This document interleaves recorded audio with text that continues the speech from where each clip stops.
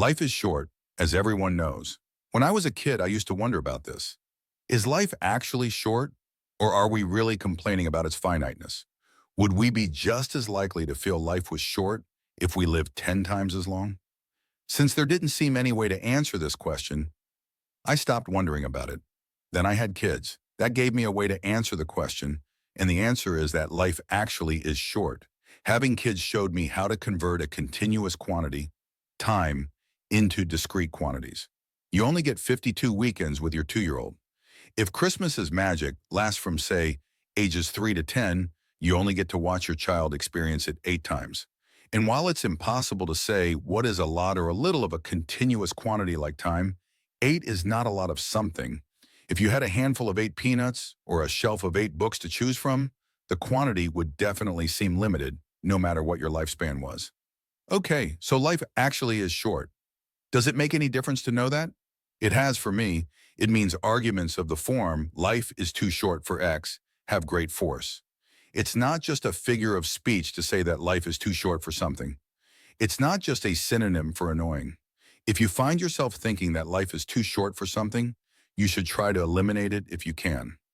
When I ask myself what I've found life is too short for, the word that pops into my head is bullshit.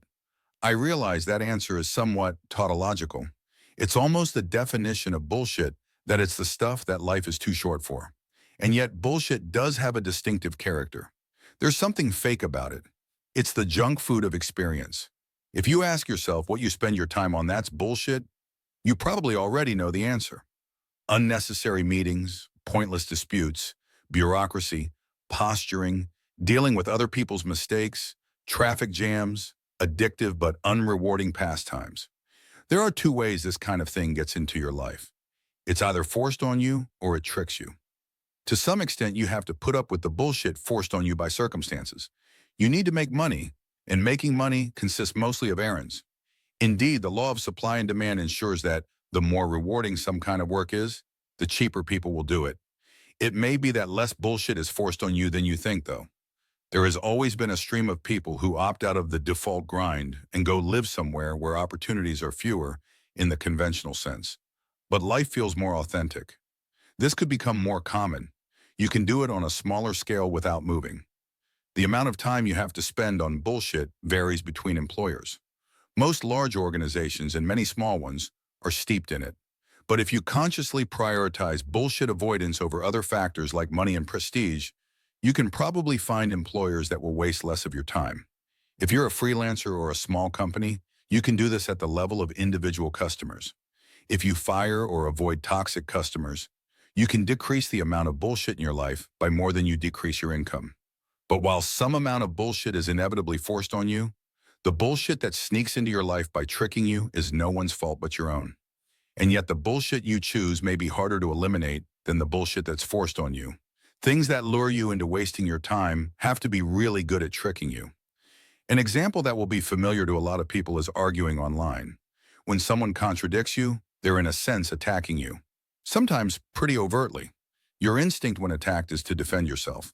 But like a lot of instincts, this one wasn't designed for the world we now live in. Counterintuitive as it feels, it's better most of the time not to defend yourself. Otherwise, these people are literally taking your life. Arguing online is only incidentally addictive. There are more dangerous things than that. As I've written before, one byproduct of technical progress is that things we like tend to become more addictive, which means we will increasingly have to make a conscious effort to avoid addictions, to stand outside ourselves and ask, is this how I want to be spending my time? As well as avoiding bullshit, one should actively seek out things that matter. But different things matter to different people, and most have to learn what matters to them. A few are lucky and realize early on that they love math or taking care of animals or writing, and then figure out a way to spend a lot of time doing it. But most people start out with a life that's a mix of things that matter and things that don't, and only gradually learn to distinguish between them. For the young especially, much of this confusion is induced by the artificial situations they find themselves in. In middle school and high school, what the other kids think of you seems the most important thing in the world. But when you ask adults what they got wrong at that age, nearly all say they cared too much what other kids thought of them. One heuristic for distinguishing stuff that matters is to ask yourself whether you'll care about it in the future. Fake stuff that matters usually has a sharp peak of seeming to matter. That's how it tricks you. The area under the curve is small, but its shape jabs into your consciousness like a pin. The things that matter aren't necessarily the ones people would call important. Having coffee with a friend matters. You won't feel later like that was a waste of time.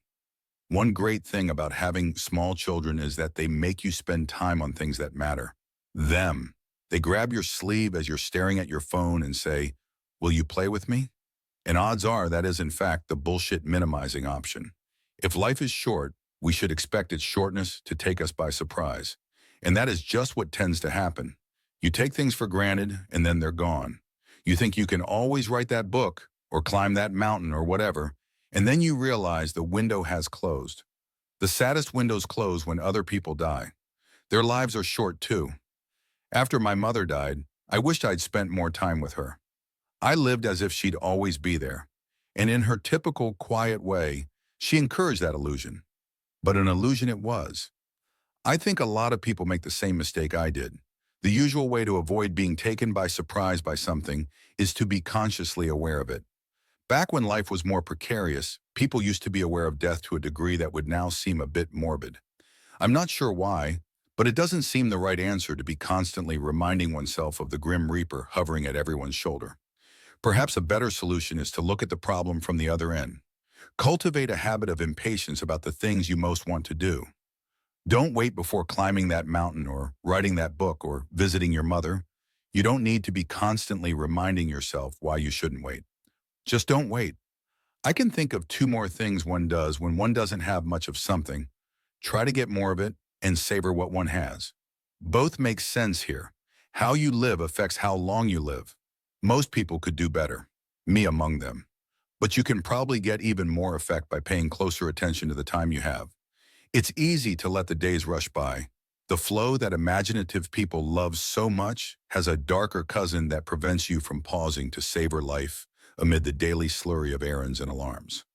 One of the most striking things I've read was not in a book, but the title of one, James Salter's Burning the Days. It is possible to slow time somewhat. I've gotten better at it. Kids help. When you have small children, there are a lot of moments so perfect that you can't help noticing. It does help, too, to feel that you've squeezed everything out of some experience.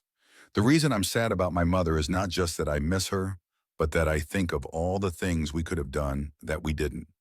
My oldest son will be 7 soon, and while I miss the 3-year-old version of him, I at least don't have any regrets over what might have been.